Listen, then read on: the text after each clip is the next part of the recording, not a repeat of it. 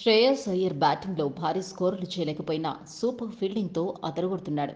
రెండో ఇన్నింగ్స్లో ఇంగ్లాండ్ కీలక బ్యాటర్ బెన్ స్టోక్స్ను బుల్లెట్ త్రోతో రనౌట్ చేశాడు.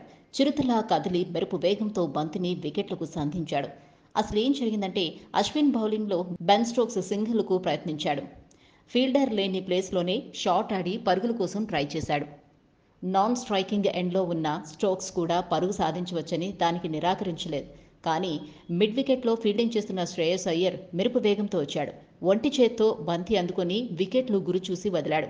నేరుగా బంతి వికెట్లకు తగలడంతో స్టోక్స్ నిరాశగా వెనుదిరిగాడు.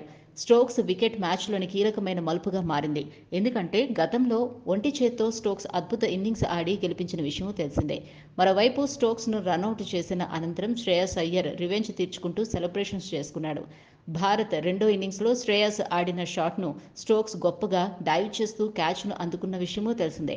క్యాచ్ పట్టిన అనంతరం స్టోక్స్ భారత్ అభిమానులకు వేలు చూపిస్తూ సంబరాలు చేసుకున్నాడు. ఇప్పుడు దానికి ప్రతీకారంగా శ్రేయస్ కూడా అదే తరహాలో సెలబ్రేషన్స్ చేశాడు. కాగా శ్రేయస్ అయ్యర్ తొలి ఇన్నింగ్స్లో 27 పరుగులు, రెండో ఇన్నింగ్స్లో 29 పరుగులు తీశాడు. Please subscribe Pragna Media. Please like, share, subscribe to Pragna Media. Pragna Media, please do like, share and subscribe. Please subscribe to Pragna Media. Please like, share and comment if you like the video. Pragna Media.